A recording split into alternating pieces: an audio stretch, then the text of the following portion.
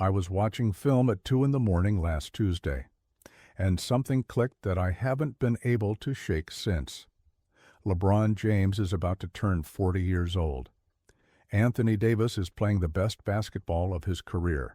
We're sitting in the middle of a championship window that's simultaneously wide open and rapidly closing. And yet, every single night, I watch opposing wings torch us for career highs while we scramble to find answers that simply aren't on this roster.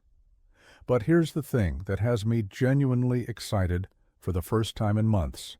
There's a name circulating through league circles that could change everything about how we defend, how we compete, and ultimately how we contend for Banner 18. Welcome back to Lakers News Fan Report, your destination for the latest updates, breaking analysis, and insider perspectives on our Los Angeles Lakers. I'm bringing you something today that goes beyond surface-level speculation, something that could fundamentally alter the trajectory of this season. And by the time we're done here, you'll understand exactly why Rob Pelinka needs to be working the phones right now. Let me paint the picture of where we stand at this exact moment in the season. The Lakers are competitive. We're winning games. LeBron is defying Father Time on a nightly basis. AD is putting up MVP-caliber numbers when healthy. But anyone who's watched this team consistently knows we have a glaring, undeniable weakness that gets exposed every time we face elite perimeter talent.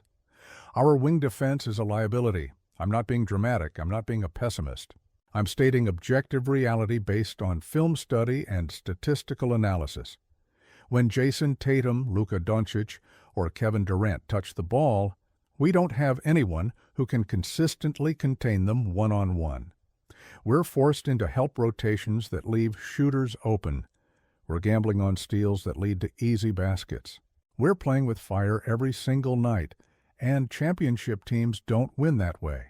Rob Pelinka knows this. J.J. Redick knows this. Every person in that Lakers organization understands that if we want to maximize this window with LeBron and AD, we need to add a legitimate two-way wing who can guard multiple positions at an elite level while contributing offensively without disrupting our system. That's not an easy player to find. That's not a role you can fill with a buyout market veteran or a development project. You need someone who's already proven they can do it at the highest level against the best players in the world. And that brings me to New Orleans, to the Pelicans, and to a player whose name should be dominating every Lakers conversation right now, Herb Jones. If you don't know that name, you need to start paying attention immediately. If you do know that name, you already understand why I'm this excited. Jones is 26 years old, 6'7" with a 7'2" wingspan, and he's been one of the most impactful defensive wings in the entire NBA over the past 3 seasons. I'm talking legitimate all-defensive team caliber. I'm talking about a player who guards everyone from point guards to power forwards and does it at an elite level night after night. The Pelicans have been one of the best defensive teams in basketball when healthy, specifically because of what Jones brings to that end of the floor. He's not a role player who occasionally makes a stop. He's a game-changing defensive presence who alters offensive game plans. Let me give you the statistical context that makes this so compelling. Last season, Jones held opponents to 39% shooting when he was the primary defender. That's elite. That's lockdown. When he's on the floor, the Pelicans' defensive rating drops significantly compared to when he sits. He's averaging nearly 2 steals per game this season, while also contributing over a block per game, which is rare for a perimeter defender. But here's what really matters for the Lakers. He's defended LeBron. He's defended AD in practice. He knows what it takes to compete at the highest level, and his game would translate immediately to what we're trying to accomplish. Now, before anyone starts saying this is impossible or unrealistic, let me walk you through why this actually makes sense from both sides. The Pelicans are in complete disarray right now. They're dealing with injuries, they're struggling to stay in playoff position, and they've got long-term questions about their core. Zion Williamson's health remains an enormous question mark. Brandon Ingram is entering the final year of his contract with extension talks stalling. C.J. McCollum is getting older. New Orleans has to be asking themselves hard questions about their timeline and whether they're actually built to compete in the loaded Western Conference. When teams start having those internal conversations, players become available. Good players, impact players, players like Herb Jones. Here's where it gets really interesting from a Lakers perspective. Jones is on an incredibly team-friendly contract. He's making about $12 million this season, which is absurdly cheap for a player of his caliber and impact. Compare that to what we're paying some of our current rotation pieces, and you start to see how the numbers could potentially work. We'd need to aggregate salaries, potentially include draft capital, and get creative with the structure. But it's not some fantasy scenario that requires gutting our entire roster. This is a realistic acquisition target if Rob Pelinka prioritizes it, and if New Orleans decides they need to pivot their direction. Let me take you through what Herb Jones would actually do for this Lakers team on a nightly basis, because this is where the excitement truly builds. Imagine we're facing the Celtics in a playoff series. Jason Tatum has been killing teams all season, dropping 30-plus consistently, hunting mismatches, and exploiting defenders who can't stay in front of him. With our current roster, we're throwing different bodies at him all night, hoping something sticks, watching him pick us apart, possession after possession. Now imagine having Herb Jones as our primary defender on Tatum. Jones has the length to contest every shot.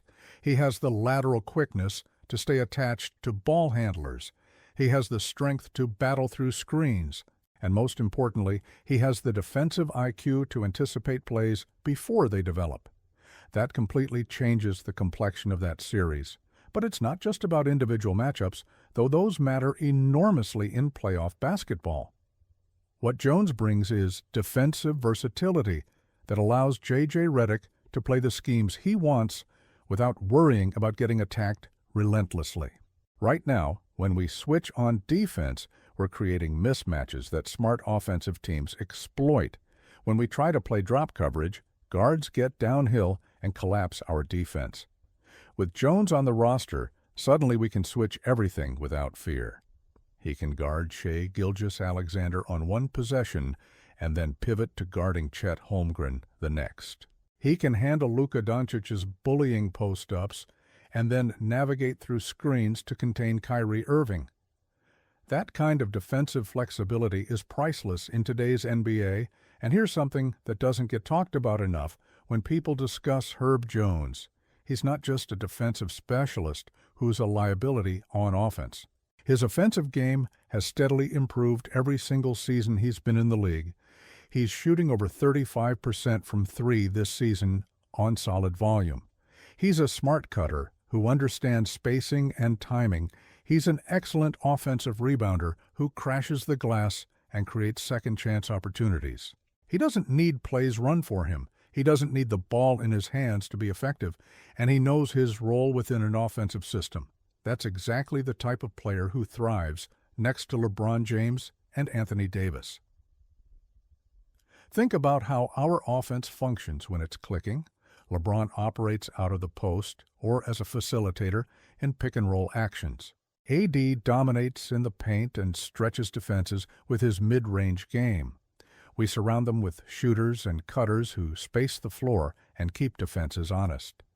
Jones fits that template perfectly. He spaces to the corner, keeps defenders attached, and attacks closeouts when they come. When LeBron drives and kicks, Jones is ready to catch and shoot or make the next pass. When AD posts up and draws double teams, Jones crashes the glass for putbacks. He makes winning plays that don't show up in the box score but compound over the course of a season and especially during playoff series. I also want to address the chemistry and culture component here because that matters with the Lakers more than almost any other franchise. We need guys who understand what it means to play winning basketball in Los Angeles. We need players who embrace the pressure, who want the big moments, who don't shrink when the spotlight gets brightest. Everything I've seen from Herb Jones suggests he's exactly that type of competitor.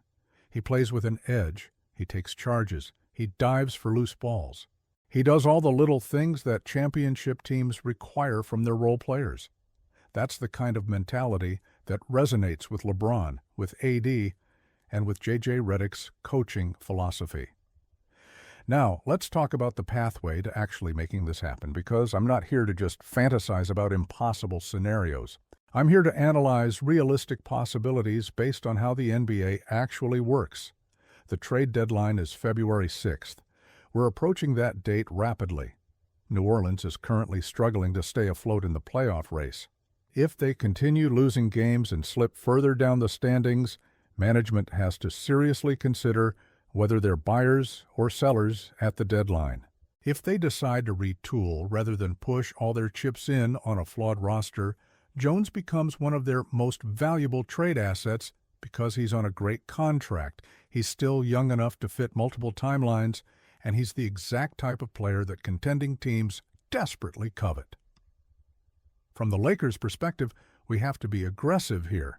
We can't wait until the summer.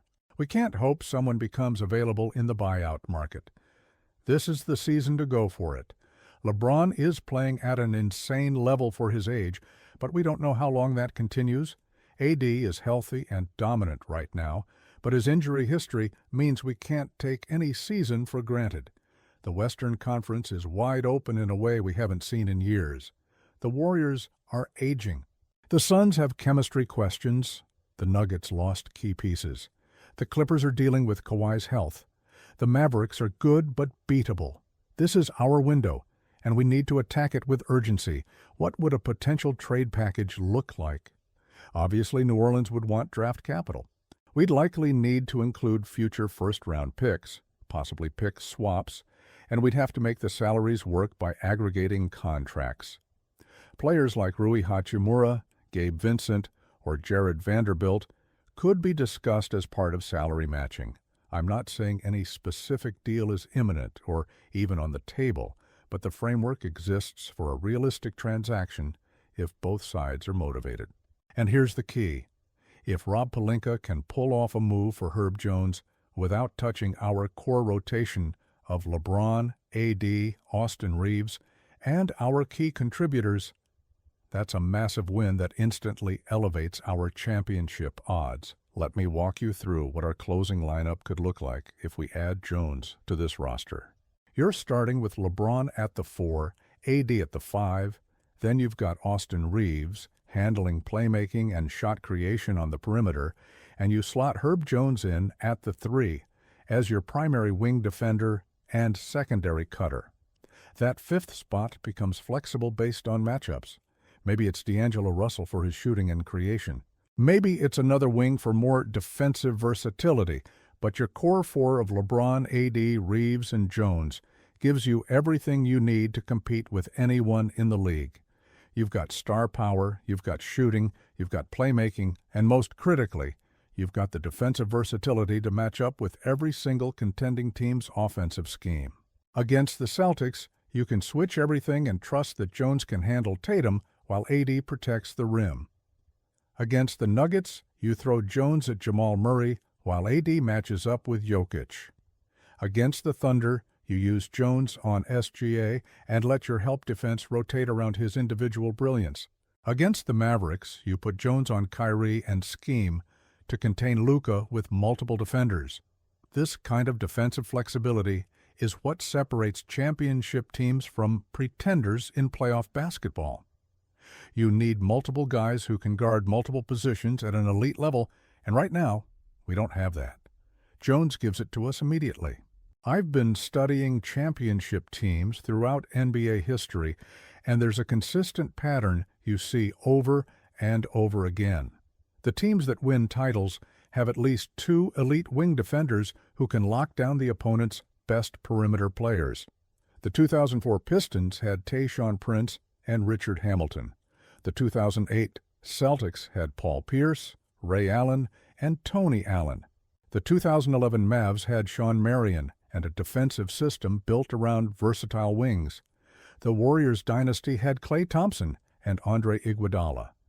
The Raptors had Kawhi Leonard and OG Anunoby. Every single champion had elite perimeter defense. We don't currently have that, and it's the missing piece between being a playoff team and being a genuine title contender. Adding Herb Jones addresses our biggest weakness while amplifying our existing strengths. LeBron can play more off the ball and conserve energy on defense because he's not being asked to chase around elite wings for 40 minutes. AD can roam more freely as a help defender because he trusts Jones to hold up on the perimeter without constant assistance.